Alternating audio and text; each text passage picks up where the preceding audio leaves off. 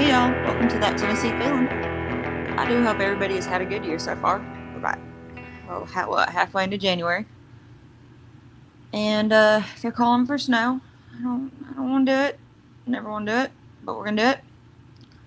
But I hope 2025 was good for y'all. I hope that everybody had some blessings throughout holidays and got to spend time with your family or your friends or whoever you want to. Hope that 26 is a great year for y'all. And, just keep an eye out on that weather. Thanks for coming back and listening to another episode of That Tennessee Feeling. I do hope that you guys will continue to follow me on the social media, such as YouTube, TikTok, Instagram, and Facebook. I also want to give a shout out to all my friends at Unfiltered Studios. That's an amazing group of people, and they all have their own podcasts, and they're all doing amazing things. So if you want to listen to another podcast, go check them out. It's Unfiltered Studios. You can also find them on TikTok, Facebook, Instagram, and YouTube. Today, guys, we're going to talk about a little town in Tennessee, South Tennessee, kind of in Middle Tennessee. And I'm sure y'all have heard of it. Most people have heard of it. Most people have heard of it for the wrong reasons. But it's a little bit nicer than that. We're going to talk about Pulaski. Now, Pulaski is a city in Giles County, and the county seat of Giles County, actually. It's like the main place. It's located in central southern Tennessee, right near the Alabama line. It was named after Casimir Pulaski. That was a noted Polish-born general in the American Revolution.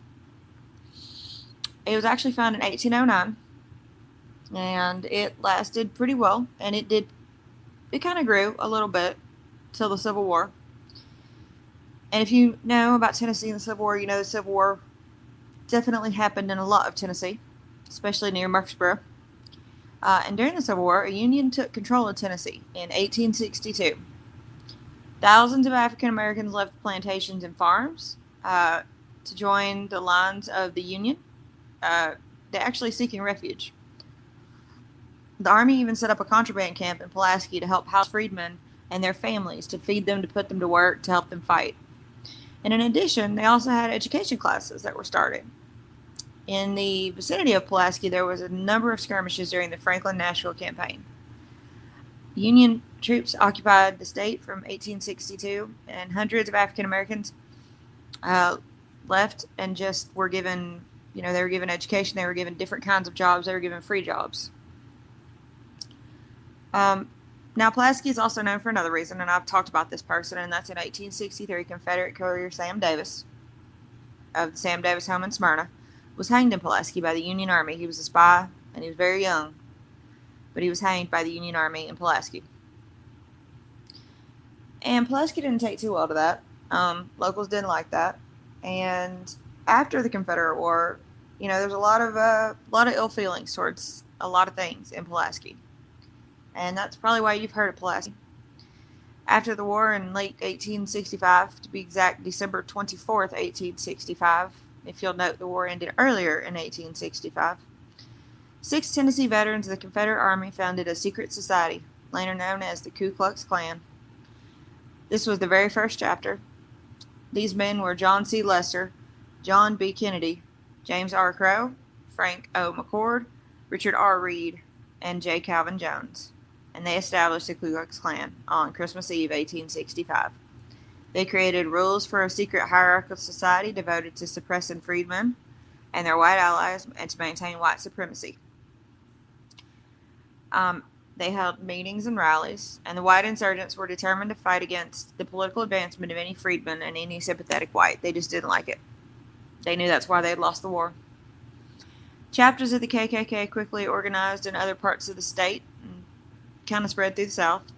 The Klan was known for attacking their victims at night to increase intimidation of threats and assaults. One other incident of racial violence against blacks also took place. The Pulaski Riot. The Pulaski Riot was interesting. It was a race riot, obviously. And it was initiated against blacks, and it took place in the winter of 1868, just a few years after the Civil War ended, and it was following a heated election season. It actually occurred on January 7th, 1868, The riot appeared to be based on a trade dispute of the previous summer between Calvin Lambert, a white man, and Calvin Carter, a freedman. And it was provoked when Lambert shot a friend of Carter's over rumored comments and a former black mistress. After Lambert shot Carter's friend, Whitlock Fields, that's the man that was shot, apparently well known. After Lambert shot him, numerous other whites came from nearby houses, and of course they were armed, and they attacked Carter and 7 other freedmen at a nearby black-owned grocery store. Although the constable arranged a ceasefire, that didn't mean anything. After the freedmen gathered at the door of the store, some 18 whites rushed and shot at them at close range. They murdered 1 man, mortally wounded another, and injured 4. No whites were ever prosecuted, nor were they injured. The incident was investigated by the Freedmen's Bureau office in Nashville, Tennessee. Now, the Freedmen's Bureau was the Bureau of Refugees, Freedmen, and Abandoned Lands. And it was really an early government agency right after the Civil War during the Reconstruction era, and it was to assist freedmen in the South. It was investigated by them. We don't know what came of it. In December of 1865, as we know, the Confederate veterans had founded the Klan. And that's kind of really what fueled it. Now, Michael Walsh, who was Sub-Assistant Commissioner of that Bureau of Freedmen's, did arrive in Pulaski on January 9th, 1868. And he was going to investigate and report those murders and shootings in the town. That was his job, and they were going to help the freedmen, and they were going to do it. He did learn, though, that Calvin Lambert, a white man who owned a grocery store, and Calvin Carter, a freedman, did have a trade dispute previous summer. Carter may have been related to John Carter, who was another freedman in town who owned the grocery store. And whites were obviously having some feelings about competing with a man who had recently been enslaved. They didn't like it. But the immediate, obviously, cause of violence was that Lambert told Carter that he and his friend Whitlock Field had threatened his black mistress, warning her to stay away from his store. So, Lambert was upset. Lambert found Fields on the street and shot him twice with a pistol. So Lambert just walked up and shot this man. Fields couldn't return fire and because his gun did not work. Hearing the shots, though, that's when 18 men ran out of their homes with pistols and shotguns to suppress any violence. And that's really when the mob mentality started for the race riot. The mob attacked Freedman John Carter's grocery store that they were mad about. 8 black people, including Calvin Carter, had gathered there. They thought they initially were caught unaware. A few of them actually were armed. They did return fire, and they did keep the white men back. That's where the town constable arranged that ceasefire. It did not last long, though. As the black men left the store, 18 white men robbed and rushed the men. They fired at them, killing Orange Rhodes and mortally wounding Calvin Carter. 2 other Africans were severely wounded. 2 more were described as slightly wounded. Given the armed preparation of the whites and the fact that it was a quick mob mentality, they were likely to have been members of the Klan. In addition to that part of the riot, the whites continued to kill black people in other incidents and conducted general campaigns against the freedmen and their sympathizers. The riot was actually a demonstration of the growing power of the Klan in Giles County and the Middle Tennessee area. The Klan members were actually said to have committed 1,300 murders during the run-up to the election of 1868, which was the heated riot that led to that. The heated election that led to that riot. This was really the first presidential election since the end of the Civil War and during the Reconstruction era. And that's when Ulysses S. Grant won over Horatio Seymour. And a lot of people didn't like it. Most of the violence was directed towards black people to intimidate them to break Republican support. They also did target some white sympathizers and ones that were not great, ones they just didn't like. So that is the riot in Pulaski, and that's really why Pulaski got a bad name. It's actually a really nice little town. They have a cute little downtown. They're also home to a college. Pulaski is home to what was originally founded as Martin Methodist College. It was founded in Pulaski in 1870, and it was a private college for mainly white students. The college went on for a very, very long time until 2021. Martin Methodist College merged with the University of Tennessee system to become a new campus under the University of Tennessee. And if you've ever heard about the University of Tennessee system, it's basically a system of public universities in the U.S. state of Tennessee. But basically it all centers around UT, Knoxville. There's mainly Knoxville, Chattanooga, Pulaski, and I think Martin is the other one. Let me make sure. Yeah, UT Martin. So, and then they do have other various like outcroppings, but the University of Tennessee saw an opportunity in 2021, and they brought the Martin Methodist College into their system of schooling. They opened it up as a public school, and it is now known as the University of Tennessee Southern. What a name. That's all I can say.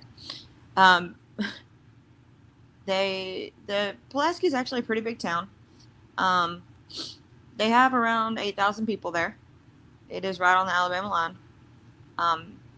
They do have a small public airport.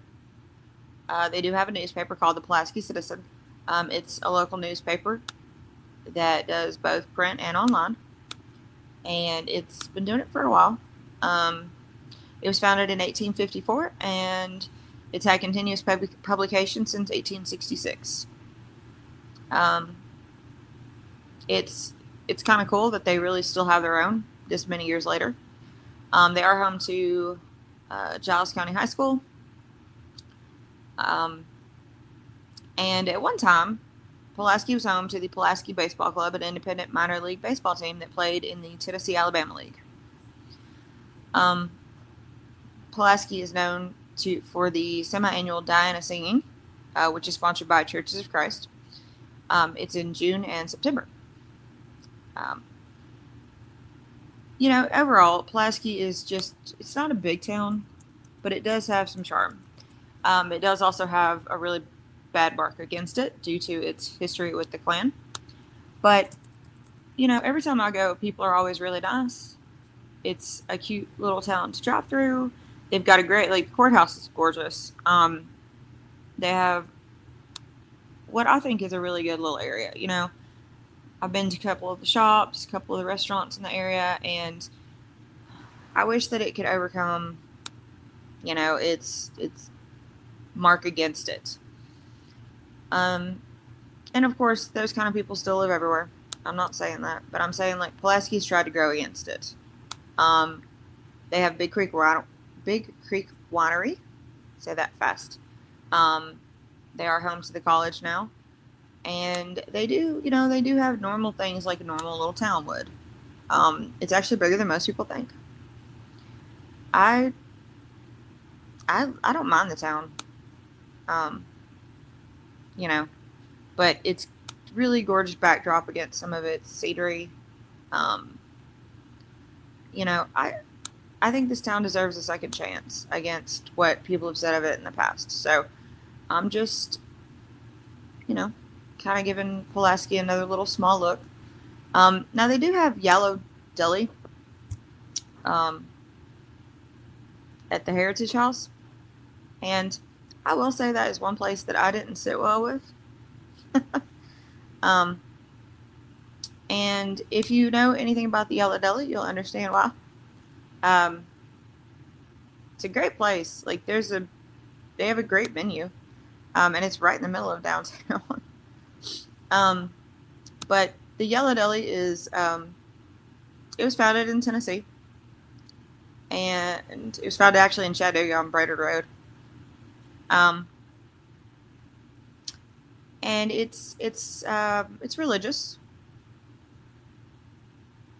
So,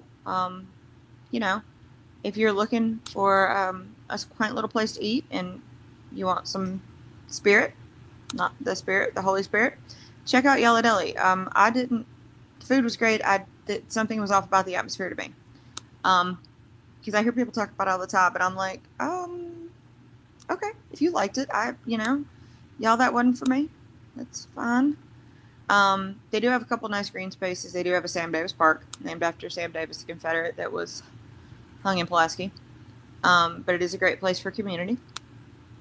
And, it's a small, quaint little town that just kind of unfortunately became the meeting place for something that wasn't too good. But if you're ever in South Tennessee, kind of heading towards Alabama, definitely stop and check out Pulaski. Have lunch, have coffee, visit the town square. They've got a really great looking church in the town square. It's really pretty, like architectural wise, it's gorgeous. But when you drive through Pulaski, just know that there are people who live there that don't think like those people used to. So, get out and explore the state of Tennessee. Go to new places, find new things, meet new people. But mainly, guys, don't forget to stay country. This podcast is a production of Unfiltered Studios. If you would like to know more about joining Unfiltered Studios, please visit our website at unfpod.com for more information.